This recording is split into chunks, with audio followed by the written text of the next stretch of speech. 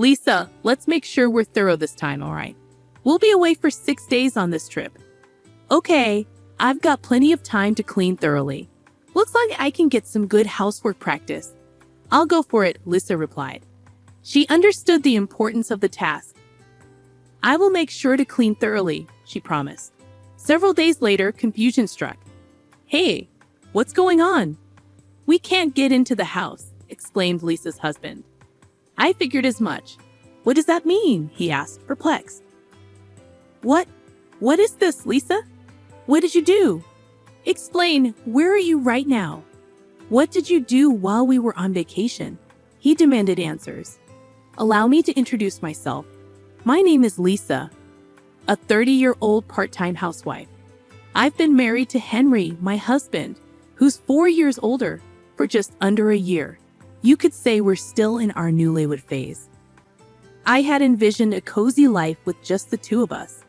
That was the plan until we got married. After deciding to tie the knot, we purchased a house and started living together. Initially, everything was going smoothly. However, we encountered a significant problem. Honey, what's for dinner tonight? Henry inquired one evening. What did we have for dinner last night? Lisa replied. We had curry last night. Since it's summertime, something light would be nice today, Henry suggested. The problem? My in-laws started living with us without our consent. We never discussed living with my husband's parents. We bought the house with the intention of it being just for us. Yet, without a word to me, my in-laws decided to make themselves at home. Initially, they only came over on weekends, but it escalated. They brought their own furniture and started acting like it was their house. It would have been nice if my husband said something, but he didn't. He acted like a child in front of his parents with no opinions of his own. I'm worried. Mom, are you feeling the summer heat? Are you okay, Dad? Henry fretted. I didn't realize until after we got married, but my husband has always lived with his parents. I had only visited his parents' house once before the wedding, just to introduce ourselves, so I had no idea what his lifestyle was like. I had no inkling that he was such a mom's boy and a daddy's boy. Suddenly, living with his parents became stressful enough. But there was even more on top of that. Hey, Lisa, there's nothing I can eat for dinner today. Can you make something else? My husband asked. Isn't fish with boiled vegetables, greens, and soup okay? I suggested. I'm not in the mood for fish. I wanted meat today, he replied. My mother-in-law was acting like a princess as usual. She always found something to complain about, this or that. I don't have any meat right now, she announced. Oh, is that so? Let's order delivery then, I proposed. My mother-in-law then started ordering luxurious hors d'oeuvres, not the sort of thing one would usually order on a weekday. It's fine if she wants to splurge with her own money, but I began. Hello, I'll take one of those luxurious hors d'oeuvres. Yes, you can charge it to the usual card, my mother-in-law interrupted, revealing that she had registered my card without my permission. At first, I was shocked and asked why she would do such a thing. Because everyone will eat. I order, right? It's everyone's food expense, so it's normal for you to pay, right? She explained, brandishing her own theory. Sure enough, if my mother-in-law orders too much food, everyone has no choice but to eat it. I reluctantly eat as well, but why should it be taken for granted that I bear the entire burden? I can't seem to fathom my mother-in-law's thought process, and my father-in-law is quite a character too. As a wife supporting a family of 4, I feel compelled to prepare both meat and fish dishes. Everyone might have different preferences, right? This is exactly why modern women are often so frustrated. Oh boy, you're the biggest oh boy here, I muttered to myself, exasperated. Of course, my father-in-law doesn't reprimand my mother-in-law for her whims. On the contrary, he seems to concur with her and blames me, projecting his stereotypical views onto me. They are indeed 2 peas in a pod. I suppose they believe that modern people just can't handle even the simplest tasks. It's a real problem. Good thing we have delivery, my father-in-law remarked. That's right. There's such a variety of delivery these days. I'd rather have delivery every day than Lisa's home cooking, my mother-in-law added with a chuckle. My in-laws seem to take pleasure in poking fun at me, even though I'm the one covering their food, living expenses, and even the mortgage for this house. Why should I be the butt of their jokes? Anger bubbled up inside me. As my in-laws continued to make themselves at home, I began to feel that being at work was a preferable option. Fortunately, my work was going well, and there was talk of a promotion. When I was asked if I wanted to be a project leader, I accepted without hesitation. I figured that if I kept myself busy, the stress from home would lessen. The days when I couldn't prepare meals increased, and if my in-laws ordered delivery, it couldn't be helped. At this point, I prioritized getting away from my in-laws. As a result, my overtime and weekend work increased, but I felt a sense of fulfillment. Just when I thought I could somehow manage, something unexpected happened on a Friday night. I came home after working overtime, and the house was completely dark. It was odd that my husband and in-laws weren't there. It was too early for them to be asleep.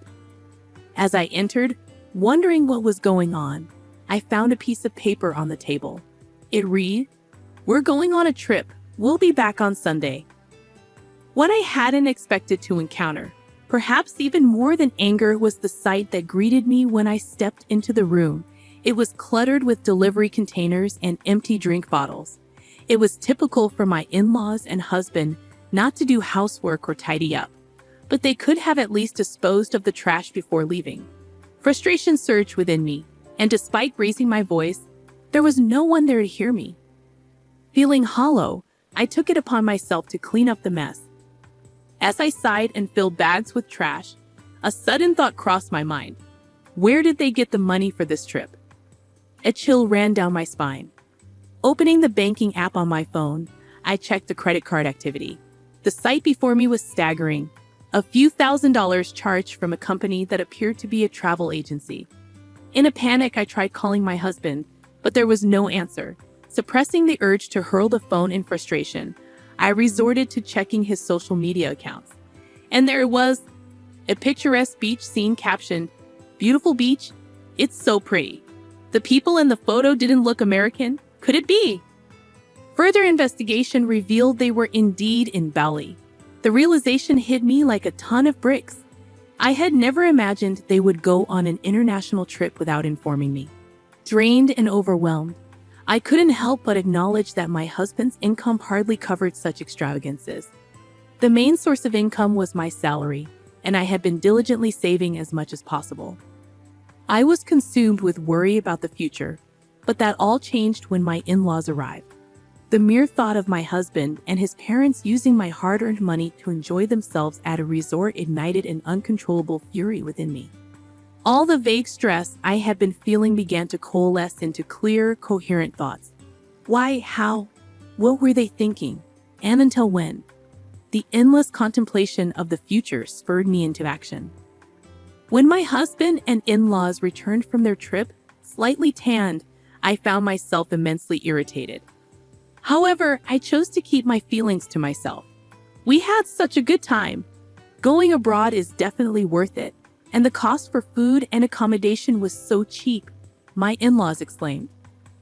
I bit my tongue, resisting the urge to question who they thought was footing the bill for their escapades. As my husband engaged in conversation with his parents, his immaturity shone through. Begging for a summer vacation trip at the age of 35, he seemed like a child. Witnessing this behavior, a wave of disgust towards him surged within me. Attempting to regain my composure, I focused on preparing dinner. As frustration simmered beneath the surface, I mechanically moved my hands. Then my mother-in-law's remark cut through the air like a knife. "Oh my, there's so much dust here," she commented, running her fingers over the leaves of a houseplant.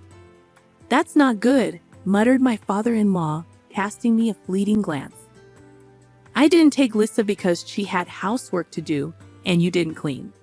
What kind of day off was that?" My husband took the opportunity to criticize me. Unable to hold back, I asked again, "Because if you had done your housework properly all the time, I would have taken you on the trip. I didn't invite you because I was thinking about you with all your housework. Aren't we all?" Need Dad and Mom consider it? My husband said this with a straight face. Thanks for your thoughtfulness, I replied, suppressing my anger. My face twitched, and I turned my back, pretending to take ingredients from the refrigerator. Are you out of your mind? I shouted inwardly. I couldn't believe it. Leaving the house messy, taking a vacation with my money, and then coming back to say that. The amount of money spent on the credit card, which I checked while my husband and in-laws were traveling, made me even angrier. Did they go to a spa or a really nice restaurant? Even for Bali, where the cost for food and stay is relatively low, large payments were constantly added. How much have they spent without my consent so far? I couldn't help but think about it. 1, 10, 100,000, 10,000, I calculated in my head. Yeah, a couple $1,000s isn't impossible. And considering that they've taken over this entire house, I could estimate even higher. I was totally fed up. Once they got a taste of traveling with my money, my husband and in-laws started going on trips more frequently. My card was being used as a matter of course, but I didn't interfere. For several months, I silently observed the foolish acts of my husband and in-laws. Then one day, my mother-in-law said, "We're going to Hawaii. Could you please increase the credit card limit?" "Sure, I understand," I answered. My mother-in-law was completely looking down on me. Did she think I'm some soldier who does whatever she says? Shouldn't have I a new swimsuit? In her ridiculous age, she's flipping through a swimsuit brochure, looking excited. Well, she's going to use my money anyway. Just you wait, I cleared it. My cheerful mother-in-law was so engrossed in the brochure she didn't even notice the day my husband and in-laws left for Hawaii. The room was the messiest it had ever been. My husband and in-laws were apparently heading to the airport soon, and they were busily checking their luggage.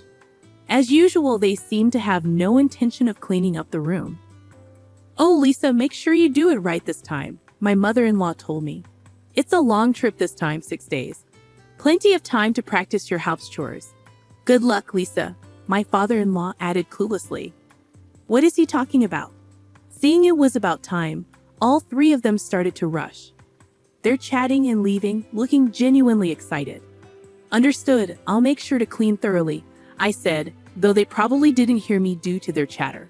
6 days later, the day my husband and in-laws were to return home, I was gazing at the night view. Even though it was a weekday, I had taken a rare paid day off and was enjoying a drink in a lavish hotel. My husband calls. I let out a sigh, leave my seat, and answer the call. "Hello? What the hell is going on?" "I can't get into the house." My husband sounds quite panicked. "I thought as much," I said calmly. "What do you mean? What's happening?" My husband asked frantically. "It's not surprising you're freaking out. After all, the house is vacant. There should be a for sale sign at the entrance, and not a single piece of furniture should be visible from the windows," I remarked. "Lisa, what have you done?" my husband demanded, his voice rising. "Where are you? What did you do while we were away?" I could hear my mother-in-law and father-in-law yelling in the background. "I cleaned up just as ordered," I answered nonchalantly. "Well, as all three of you were left stunned," I decided to explain. "I went ahead and put the house up for sale, the land too. It's completely clean now, nothing's left inside." "You foolish woman," my father-in-law yelled. "What foolish thing have I done? Who's been doing foolish things, I wonder?" "You all sure had a great time using your daughter and money and living it up," I retorted. "Lisa, don't be mean. Quickly change it back. What are we supposed to do? You'll also be in trouble without a place to live, right?" My husband pleaded, his voice almost teary. "I won't have a problem. The house was bought by me in the first place, and all I did was sell it. I've decided on my new place to live. Yes, the house was purchased with my considerable income. Of course, it's under my name. It was a house to which my husband had no rights," I explained firmly. "How could you? It was our home. How could you sell it without permission?" my mother-in-law explained. "Please save your sleep talking for when you're asleep. It was never your home to begin with. You were just freeloading, right? Parasiting off me, right?" I countered sharply. "I've made up my mind. I can't continue like this, losing everything. I need to exterminate and rid myself of these harmful pests, I declared. How dare you speak to Mom like that? My husband's words were met with my swift retort. You're the pest too. I want a divorce. I'm going to demand my money back, which you've recklessly spent. I've already consulted with my attorney. The amount is... Before I could relay the amount, I heard a loud clatter on the other end. It seemed that my husband, in shock, had dropped the phone. What happened, Henry? What's wrong? The voices of my mother-in-law and father-in-law echoed clearly, worried for their son. Oh, Dad. My husband started crying like a child through the phone. I could only pull back in disbelief. Knowing that any further conversation would be futile, I hung up the phone and sat back down, sighing. It had become second nature to me. But today, it was different. It was a sigh of relief. At last, I had finally cleaned house. Good job, I toasted to myself, sipping champagne. My husband and in-laws seemed to have no choice but to return to their family home. Well, they had nowhere else to go after all. During the months from my decision to divorce until I actually brought it up, I found out that their home had turned into a hoarder's paradise. When I visited to introduce myself before marriage, the place didn't seem so disheveled. They must have hired professionals to temporarily tidy it up.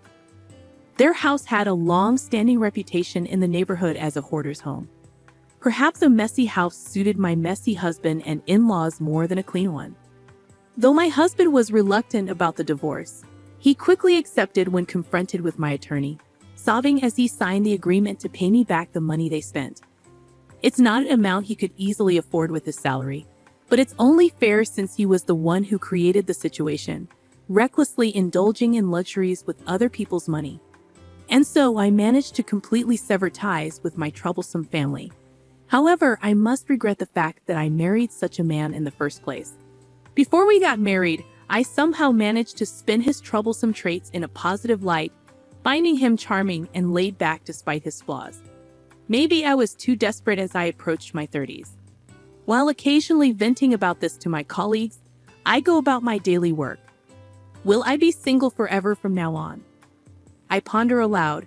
You're still young, don't say things like that. My colleagues play along with my complaints and jokes. You're right, I shouldn't give up hope. I concede. Would you consider someone younger? One of my subordinates asks. Was that a joke? Looking up, I see that their face is serious. Don't hoard unnecessary things. Cleaning is important, but maybe, just maybe, I don't need to give up hope, I realize. These days, I find myself pondering such things.